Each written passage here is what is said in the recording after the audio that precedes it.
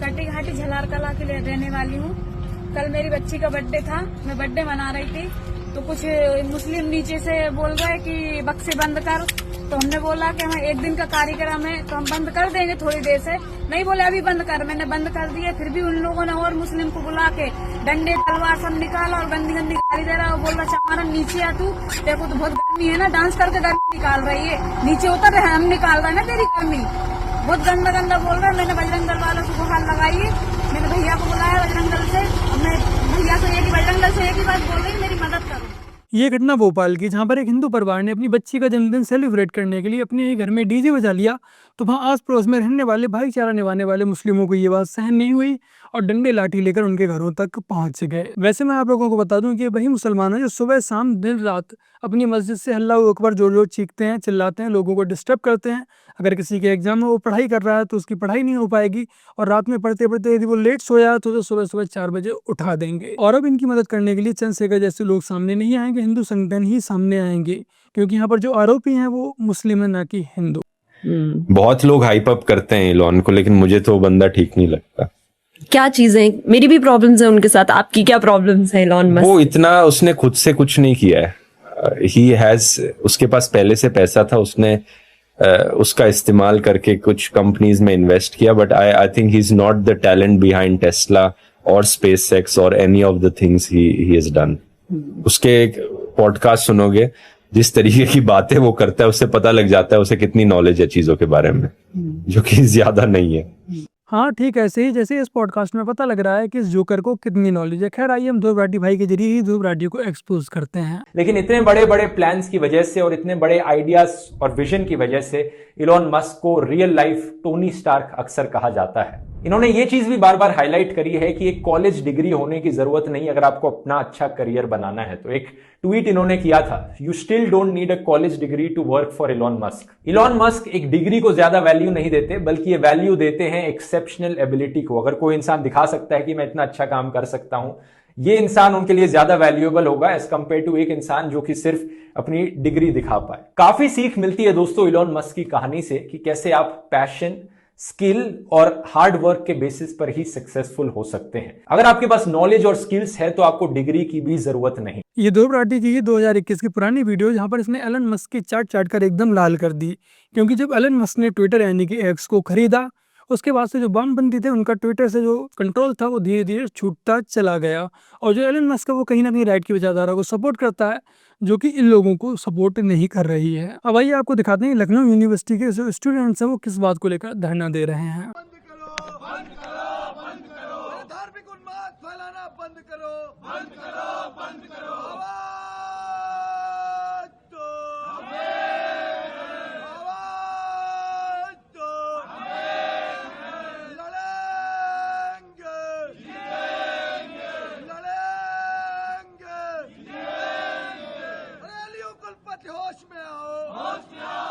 ये student Lucknow university में किसी नए कोर्स के लिए या नए क्लासरूम के लिए धरने पर नहीं बैठे हैं, यूनिवर्सिटी के अंदर मस्जिद खुलवाने के लिए धरने पर बैठे हैं।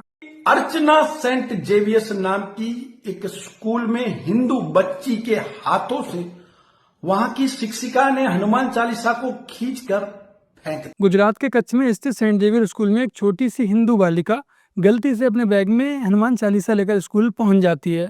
जब अध्यापिका ये सब चीजें चेक करती है तो पहले तो बच्ची को एक थप्पड़ लगाती है, फिर उसके बाद हनुमान चालीसा को फाड़ कर बाहर फेंक देती है। कृपया अब आप ही कमेंट कर बताएं कि आखिर इसमें गलती किसकी है। उस गिनौनी अध्यापिका की तो गलती है ही नहीं, उससे ज्यादा इन परिवार वालों की भी गलती है जो हिंदू होकर ऐसे सेंट जेवियर स्कूल में, जो ऐसे जो कॉन्वेंट स्कूल है, वहाँ अपने बच्चों को पढ़ने के लिए भेज दे रहे हैं।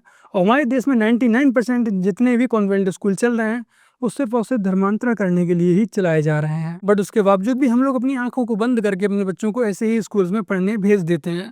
फिलहाल हिंदू संगठनों को जब ये बात संज्ञान में आई तो उन्होंने विरोध किया और इस टीचर को बर्खास्त कर दिया गया। वह उस क्लास में हनुमान चालीसा का पाठ भी किया गया। बट क्या हम इस सबसे इन स्कूल वालों की मानसिकता को बदल सकते हैं? हो सकता है वो हाथ जोड़कर माफ़ी मांग ले, बोले हम आगे से ऐसा नहीं करेंगे, पर उनकी मानसिकता वही ईसाइयत वाली रहेगी और बच्चों का धीरे धीरे वो ब्रेन वॉश करने में लगे रहेंगे। बताओ जी, जैसे यहाँ पे होली दहन किया जाएगा हिंदुओं का एक त्योहार है, ये थोड़ी सी जगह में अगर कर लेंगे तो कोई बात नहीं इसमें।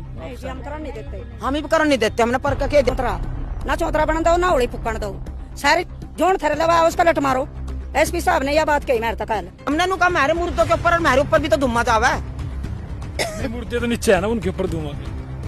मतलब अगर यहाँ पे होली दहन करेंगे तो मुर्दों को दिक्कत आएगी। हाँ दिक्कत आएगी मुर्दों को। तो हम भी रावल, हम भी रावल, हम भी गुज्जर, वे भी गुज्जर। भाई इतना फर्क है, मुसलमान है वो हिंदू है। ये शहीद हो जाएंगे जी कब्रिस्तान के कारण ना, शहीद हो जाएंगे यार, कोई नहीं जाएगा ना। पहले शुरू में जाऊंगी जी।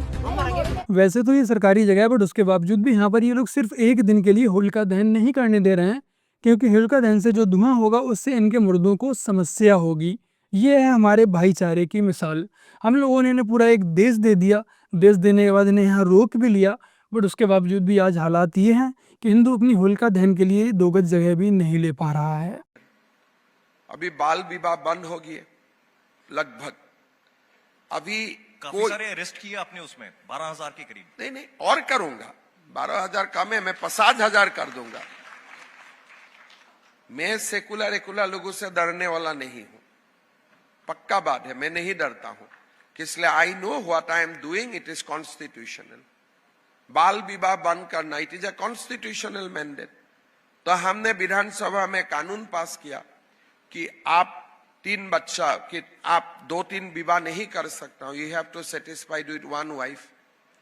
हम कानून बनाया और आगे मैं कानून बनाऊंगा, 3 का ऊपर बच्चा होगा तो सरकारी स्कीम आपको नहीं मिलेगा।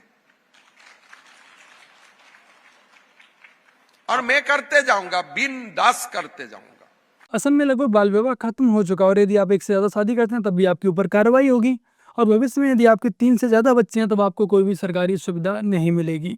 मेरा मानना है कि हेमंत बिस्वा शर्मा जी बहुत ही अच्छा काम कर रहे हैं, पूरे देश में ही ऐसे कानून लागू होने चाहिए। बट मैं योगी जी से आग्रह करूंगा, पूरे देश का तो नहीं पता, बट आपको उत्तर प्रदेश में जल्द से जल्द ऐसे कानूनों को लागू करना चाहिए। आज मीडिया के चरण चुंबकों को देश की छवि वाली लाइन दी गई है। देश की असल छवि हर हाल में मोदी जी का चरणवंदन करने को मजबूर, असल मुद्दों से कोसों दूर गोदी गिद्ध खराब करते हैं। So please just shut up and sit down. So please just shut up and sit down. So please just shut up and sit down, ये कांग्रेस पार्टी को पब्लिक कह चुकी है बॉस। 100 सीट नहीं आती इनकी, चुनाव पे चुनाव हारते हैं, और उसके बाद नौटंकी ये कि भाई मीडिया क्या कर रही है। और ये जो मैडम बोल रही है, ये खुद पहले मीडिया में थी, आज कांग्रेस में चली गई हैं, दूसरों को ज्ञान बांट रही हैं। पवन खेड़ा कह रहे हैं कि कहां प्रदर्शन करें, हंगामा करने के लिए ही इस तरह की चीजें होती हैं। क्यों जंतर मंतर नहीं दिखता? अन्ना हजारे ने इतना बड़ा प्रदर्शन किया था, किसी समिट में घुस के किया था क्या? रामलीला मैदान में किया था, वो जगह नहीं दिखती? या रामलीला मैदान भरने के लिए पब्लिक नहीं आएगी आपके पास? आप सोचिए बॉस, इतना सब कुछ हो गया, उसके बाद बेशर्मी से इसको डिफेंड कर रहे हैं। मोदी कॉम्प्रोमाइज नहीं है, इनकी सोच कॉम्प्रोमाइज्ड है, इनका विजन कॉम्प्रोमाइज्ड है, इनकी पॉलिटिकल समझ कॉम्प्रोमाइज्ड है। और राहुल गांधी ऐसे ही लोगों से घिरे हुए हैं। यही लोग कहे होंगे कि सर रहने दीजिए, बहुत बढ़िया किया, मजा आ गया एकदम, पब्लिक खुश है। पब्लिक खुश है, गाली दे रही है पब्लिक। एक तो कांग्रेसियों ने नंगा नाच करके अपनी खुद की लुटिया डुबाली, देश को शर्मसार किया, बट उसके बावजूद भी उस पर माफी मांगने की जगह उसे सही ठहराने पर बेचारे लगे हुए हैं। अब आइए देखते हैं कि एक नॉर्थ ईस्ट की बहन ने उन लोगों के लिए क्या ही बढ़िया ट्रीटमेंट दिया है जो लोग चाइनीज मोमो इस तरह के शब्दों का यूज करते हैं नॉर्थ ईस्ट वालों के लिए। मुझे समझ में नहीं आता, देश में इतने गवार लोग बड़े पड़े हैं, धरती पे बोझ। जब नॉर्थ ईस्ट के लोगों को पता है इंडिया के बाकी स्टेट्स में क्या खाते हैं, क्या पीते हैं, क्या ट्रेडिशन है उन लोगों का, क्या कल्चर है, लैंग्वेज क्या बोलते हैं, कौन से स्टेट में क्या खाते पीते, हर चीज अगर हम लोगों को इतना कॉमन नॉलेज, जनरल नॉलेज पता है, तो बाकी स्टेट्स के गवार लोगों को कैसे पता नहीं कि नॉर्थ ईस्ट कहाँ में है, नॉर्थ ईस्ट में कैसे लोग रहते हैं, नॉर्थ ईस्ट है पता ही नहीं है। इतना गवार कैसे हो सकता है? लोग इंडिया में रहते हुए इंडियन मैप पता नहीं, इंडिया का मैप कैसा दिखता है वो पता नहीं, कभी देखा नहीं।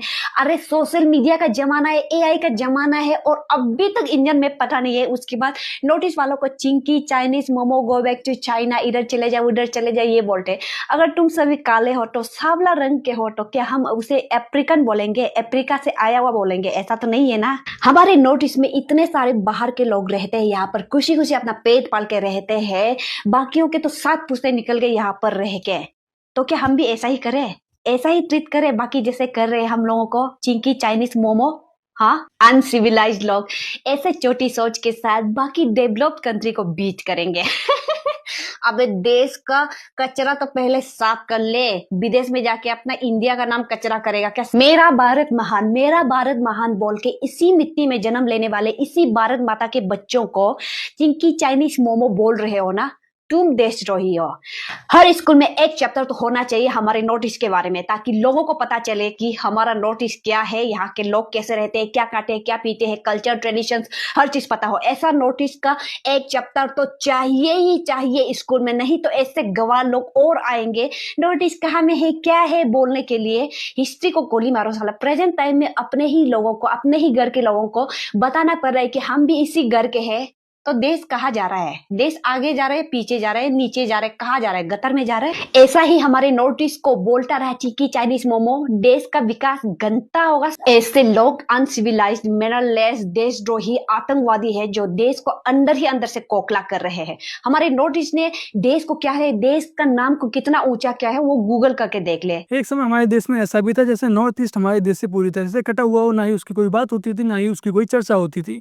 लेकिन जब से बीजेपी गवर्नमेंट आई, आज हर जगह नॉर्थ ईस्ट की बात हो रही है, चर्चा हो रही है, वहाँ के टूरिज्म को भी प्रमोट किया जा रहा है। तो आज पहले से तो काफी सुधार हुआ है, लेकिन और सुधार होना बाकी है।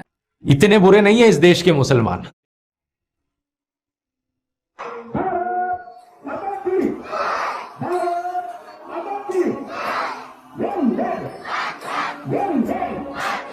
हम अपनी माँ की इबादत नहीं करते, उम्मुल किताब कुरान है, हम कुरान की इबादत नहीं करते, कुरान अल्लाह का पिजावर कलाम है।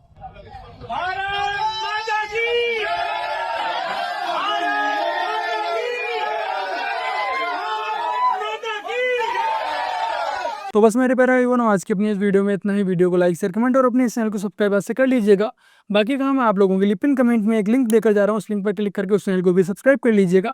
आज ये इस चैनल पर एक बहुत ही बढ़िया वीडियो आने वाली है। चलिए फिर मिलते हैं एक और नई वीडियो के साथ, तब तक के लिए जय हिंद, वंदे मातरम, जय श्री राम।